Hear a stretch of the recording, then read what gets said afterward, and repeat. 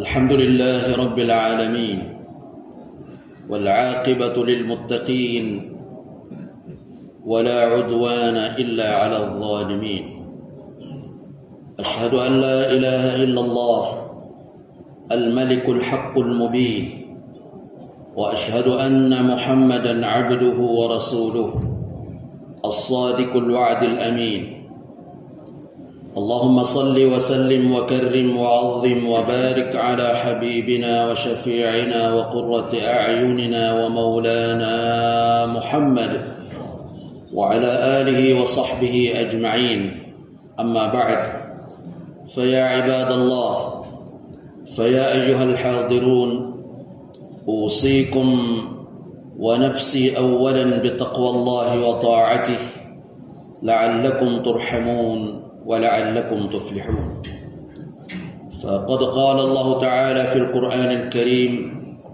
أعوذ بالله من الشيطان الرجيم بسم الله الرحمن الرحيم وإذ قلنا للملائكة اسجدوا لآدم فسجدوا إلا إبليس أبى واستكبر وكان من الكافرين. Hadirin jamaah Jumat yang dimuliakan Allah, setelah kita bersama-sama memuji dan mengagungkan Allah Subhanahu wa taala, tidak lupa juga kita selalu menyanjungkan salawat dan salam keharibaan baginda Nabi Muhammad sallallahu alaihi wasallam.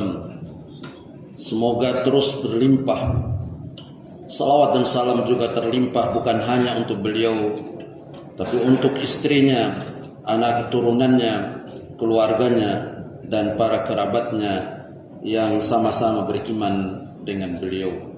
Terutama juga kepada kita kaum muslimin sebagai umat Nabi Muhammad sallallahu alaihi wasallam. Mudah-mudahan kita senantiasa melazimkan untuk bersalawat. Kita mengikuti dengan sekuat tenaga teladan-teladan perintah-perintah yang telah dicontohkan oleh beliau, yang telah dititahkannya. Mudah-mudahan Allah membimbing kita agar terus-menerus melakukan kesalehan berdasarkan keteladanan beliau, dan dengan demikian semoga Allah memastikan kita semua memperoleh syafaat beliau di yaumil qiyamah nanti. Amin ya rabbal alamin. Dalam surah Al-Baqarah ayat ke-34, ketika satu makra, kalau dalam Mashaf Al-Quran edisi Indonesia itu ada huruf ain di pinggir, dengan ain berikutnya itu berarti sudah ditanda atau direnungkan, dipahami oleh para ulama Al-Quran di Indonesia.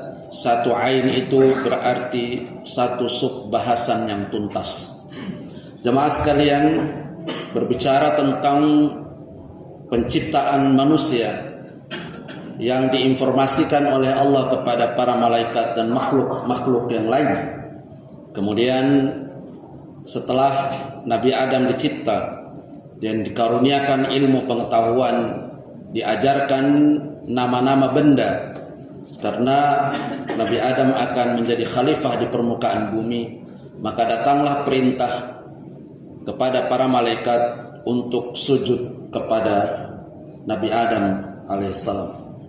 Dan ketika kami berfirman atau bertitah kepada para malaikat, usjudu li Adam, bersujudlah kamu sekalian kepada Adam, fasajadu, maka semua bersujud, illa iblis, kecuali iblis, aba wastakbara, dia enggan, dia takabur, merasa diri lebih baik, lebih agung, lebih mulia daripada Adam, wa kana minal kafirin, dan dia akhirnya termasuk dalam kelompok orang-orang yang ingkar. Jemaah sekalian, sungguh terbelalak mata dan pikiran kita ketika membaca ayat ini. Betapa selama ini kita memahami bahwa sujud itu hanya untuk Allah Subhanahu wa taala. Akan tetapi justru perintah sujud kepada Adam datang dari Allah yang dialamatkan kepada para malaikat. Berarti dari ayat ini kita bisa menangkap pesan atau kesimpulan hukum bahwa sujud itu maknanya tidak hanya semata-mata menyembah, akan tetapi ada makna lain selain menyembah itu. Kalau sujud dengan makna menyembah atau hanya dengan pemahaman satu-satunya menyembah, maka mustahil Allah memerintahkan sujud kepada Adam. Maka makna selain menyembah adalah pengagungan dan penghormatan. Kalau kita menerjemahkan atau memahami ayat ini, berarti ketika Allah Subhanahu wa taala berfirman, bersujudlah, atau kepada para malaikat, bersujudlah kamu sekalian kepada Adam, maka tunduklah atau hormatlah, agungkanlah Adam itu. Mengagungkan karena dia adalah makhluk ciptaan terbaiknya Allah Subhanahu wa taala dibanding para malaikat dan makhluk lainnya. Mengagungkan karena Nabi Adam dikaruniakan ilmu pengetahuan yang sebagai perkakas kelengkapan mewarisi bumi, atau sebagai khalifah di permukaan bumi yang ilmu itu tidak pernah diberitahu kepada para malaikat. Kelebihan ilmu atau karena perintah Allah, kepatuhan kepada Allah yang menyebabkan para malaikat semua runduk atau sujud mengagungkan Nabi Adam alaihissalam. Jemaah sekalian, pendidikan atau pengajaran, pesan-pesan yang ingin disampaikan oleh ayat ini menurut para ulama adalah ketundukan kepada seseorang tidak terlarang selama tidak diniatkan untuk ibadah, selama tidak diniatkan untuk mengagungkan. Apalagi hanya sekedar mencium tangan misalnya. Mencium tangan bahkan oleh Imam Nawawi rahimahullah, beliau mengatakan wala yukrahu taqbilul yad li zuhdin wa ilmin wa kibri sinin.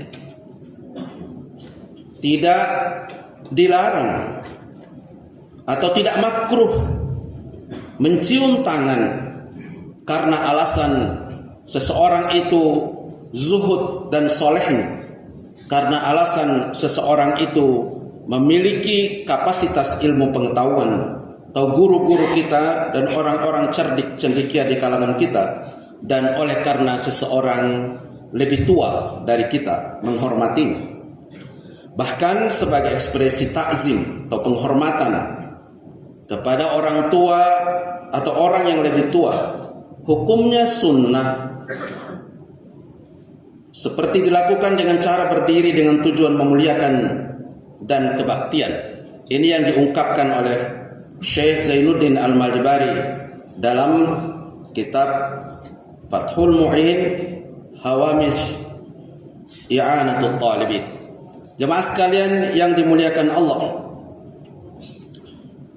kemudian dikatakan oleh beliau lebih lanjut, wa yusannul qiyamu liman fihi fadilatun zahirah min nahwi salahin aw ilmin aw wiladatin aw wilayatin mashubatin bisiyanah. Dan disunnatkan berdiri untuk menyambut orang-orang yang memiliki keutamaan fadilatun zahirah, seperti orang yang soleh, orang yang berilmu, orang tua yang melahirkan, atau orang yang memiliki kekuasaan atau kepemimpinan di wilayah tempat kita tinggal. Jemaah sekalian yang dimuliakan Allah, inilah yang menjadi rujukan bagi kita mayoritas orang Indonesia yang memiliki tradisi saling memuliakan karena alasan-alasan demikian. Bahkan kalau kita merujuk lagi di dalam Al-Quran, bukan hanya malaikat yang